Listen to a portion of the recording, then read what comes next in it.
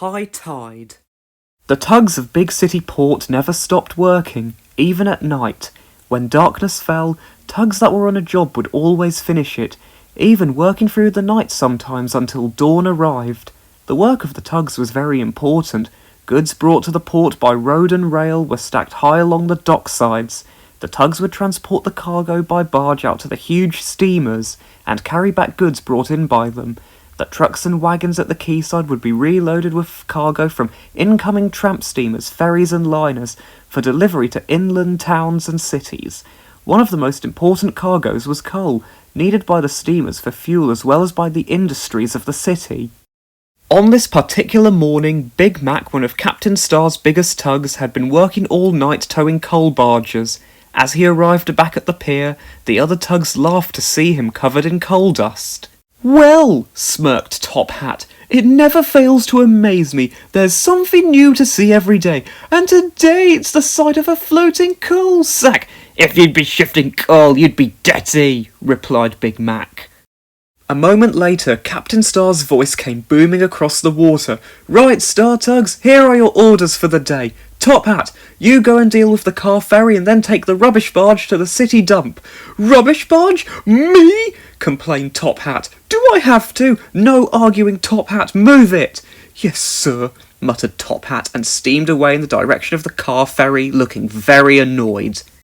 Captain Star continued. "OJ, you load up the new propeller from Lucky's yard and take it to the liner in dry dock. Sunshine, you go and help 10 cents at the storage depot, and then when you've both finished, go and help OJ. "Don't waste any time, Sunshine," said OJ. "I'll need all the help I can get." "Okay, OJ," grinned Sunshine. "We'll be there." "Warrior and Big Mac," said Captain Star, "your job today is very important.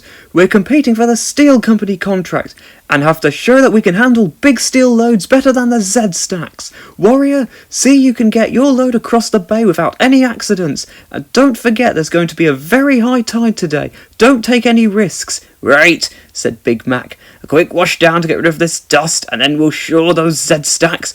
"Yeah, agreed," said Warrior, and the two of them set off.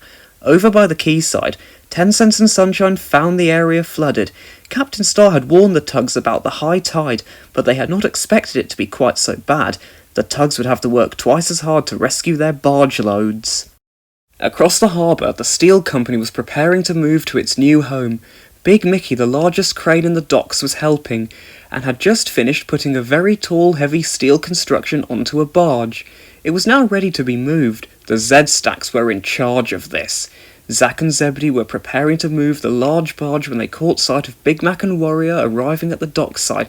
"You're too late. We've got this job sewing up," jeered Zack. "There's no work for you." "We've much right to try for this job as you," said Big Mac. "No chance," sneered Zebedee, and he and Zack pulled away, their heavy-laden barges behind them. Big Mac watched them go. "Zack's engine doesn't sound too good. Hey, Mickey, could you give us a quick load-up?" "Sure," agreed Mickey. "I hope you beat them to it." And he loaded up the two Star Tugs barges. "Ready," said Big Mac. "You be careful, Warrior. That's a very high load you've got there. Take it steady and we'll see if we can catch those Z-Stacks." Zack and Zebedee were just passing the entrance to the dock canal that cut through the docklands. Zack's engine was beginning to play up. "I wonder about your engine," said Zebedee. "You should have had it fixed. If you can't speed up, those stars are bound to catch us up." "There's nothing wrong with it," snapped Zack. "Anyway, I've got an idea to beat those stars. If we take a shortcut through the canal, we're bound to get there first. If they follow us through it, they won't be able to get past us because it's too narrow. They'll have to stay behind us." "Right. Brilliant, Zack," grinned Zebedee. "Let's go." Behind them, Big Mac and Warrior watched the two Z-Stacks turn into the canal. "What are they up to?" wondered Big Mac. "They're taking a shortcut through the canal," said Warrior. "Come on, we'll follow." "No," said Big Mac. "They won't get through, it's a high tide." "So what?" asked Warrior. "Why should that make any difference to them?" "Bridges, Warrior," explained Big Mac. "With that high load they're towing, and the high tide, they'll never get under the bridges over the canal. They'll have to turn around and come back, and by that time we'll be well ahead of them." But up at the other end of the canal, Top Hat was just entering, pushing Lord Stinker, the rubbish barge, ahead of him. On either side of him were the railway tugs Eddie and Frank. Several bridges spanned the canal, the lowest one carrying the railway track.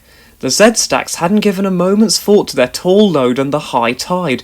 As they steamed up around the canal, they rounded the bend just before the railway bridge and saw Top Hat approaching from the other side of the bridge. His wide load was almost filling the width of the canal. Someone was going to have to reverse. Top Hat hooted at the Z-Stacks. "Reverse if you please," he ordered. "I have the right of way." "We're heavier," said Zack. "You go back." "My load is wider," sniffed Top Hat. "You've got 5 seconds to back up," snapped Zebedee. "Right, well, so have you then," replied Top Hat. 5, warned Zack. 4, said Top Hat. "I'm coming through." "So am I," said Zebedee. 3, "We'll see about that," said Top Hat. 2, 1, yelled Zack, and he and Zebedee turned up to full power and charged under the bridge. But so did Top Hat. He charged towards the bridge, pushing Lord Stinker ahead of him. "Look out, Top Hat," cried Lord Stinker. "Look at Zebedee's load, it's too high." Top Hat glanced up and saw Zebedee's high load about to hit the bridge. Instantly he threw his engines into reverse, backing away from the bridge as quickly as he could. A second later, Zebedee's load hit the bridge and toppled off into the canal, bringing part of the bridge down with it. The tugs looked on horrified as the ends of the rails settled slowly into the murky canal water.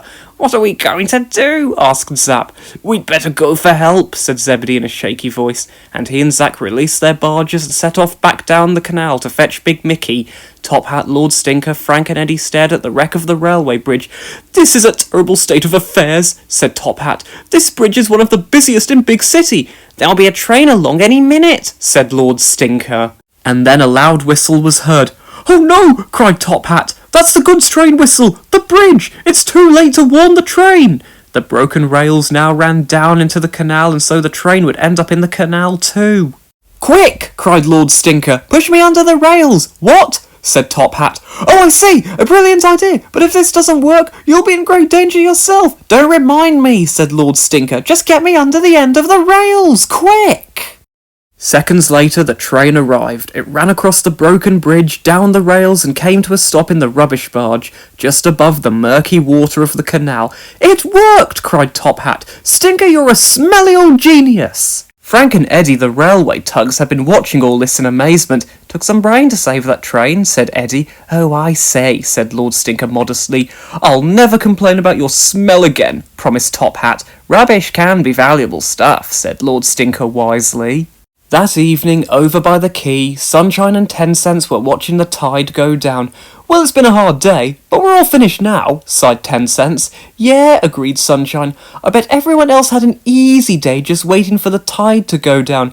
Yes, I expect Top Hat delivered Lord Stinker and then spent the day resting somewhere quiet. Somehow he always manages to take it easy." The next day, work started on repairing the bridge. There was no serious damage to the train, thanks to Lord Stinker and Top Hat. For once, Captain Star had reason to be proud of Top Hat.